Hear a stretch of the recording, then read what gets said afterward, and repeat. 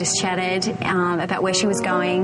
You know, I know for a fact it was flight 815. She told me where she was going, to LA. So I just sort of said I'm at the beginning. You know, she gave me all the scoop about, you know, what it's like. And she was a single mum too, and so was I. So we just really, really connected. Her name was Claire. I know for a fact that it was flight 815. She told me that, so... If Claire is Aaron's mother, it would explain why he appears older than was reported at the Oceanic news conference.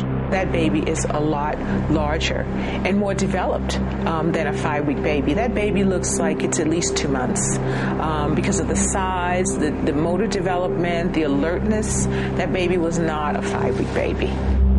But if Claire is actually Aaron's mother, when and where did she give birth to him? And more importantly, where is she now?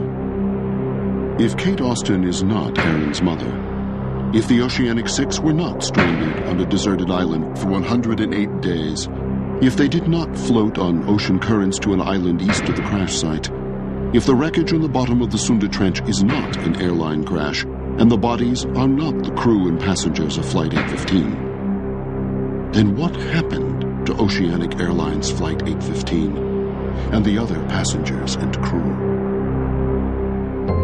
In the days following the news conference, many believed Oceanic Airlines was complicit in the cover-up.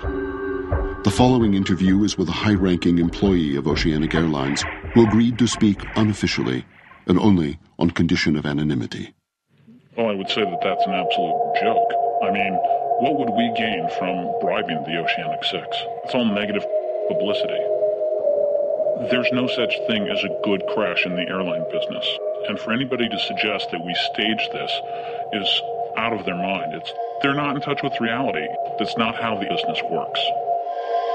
To piece together a clearer picture of who is behind the Oceanic 6's cover-up, we must reconstruct events based on the evidence we now have. Here are the facts. On September 22, 2004, Oceanic Flight 815 left from Sydney, Australia, headed for Los Angeles, California.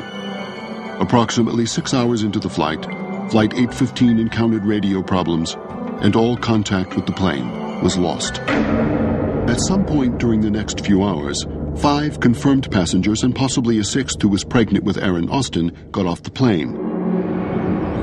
Seeing as the plane did not crash into the Indian Ocean as reported, it had to have been diverted to a secret location where it landed and the passengers were removed. The fate of the aircraft and the remaining passengers is still unknown.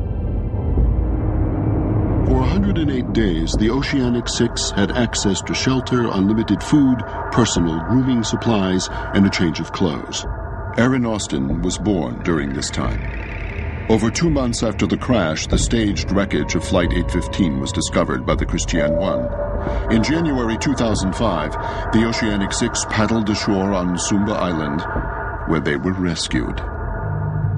Whoever is behind this colossal hoax had to have had unimaginable financial backing and the cooperation of the highest levels of power. A level of power that could only point to the United States federal government, the United Nations, or an unknown organization with unparalleled international reach.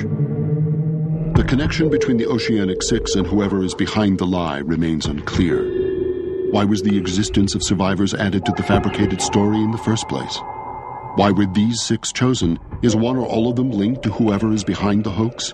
Initially, it seemed their participation in the cover-up was being paid for by enormous undisclosed settlements. Kate Austin also received a notoriously light sentence for murder and armed robbery. Sun Quan became a controlling partner in her father's company, Pac Heavy Industries, which has been linked to organized crime for years. But in the years since the press conference, the Oceanic 6 had been surrounded by nothing but tragedy and erratic behavior. Saeed Jarrah's wife, Nadia, was killed in October of 2005. Hugo Reyes was readmitted to the Santa Rosa Mental Health Institute after a high-speed chase with the LAPD. And Jack Shepard's life has been plagued by drug and alcohol abuse and increasing isolation, threatening to end his career as a renowned spinal surgeon. What used to seem apparent, that money and privilege were buying their silence, now seems like something much different. The Oceanic Six now seem to be motivated by something much deeper. Fear. But fear of what? Or whom?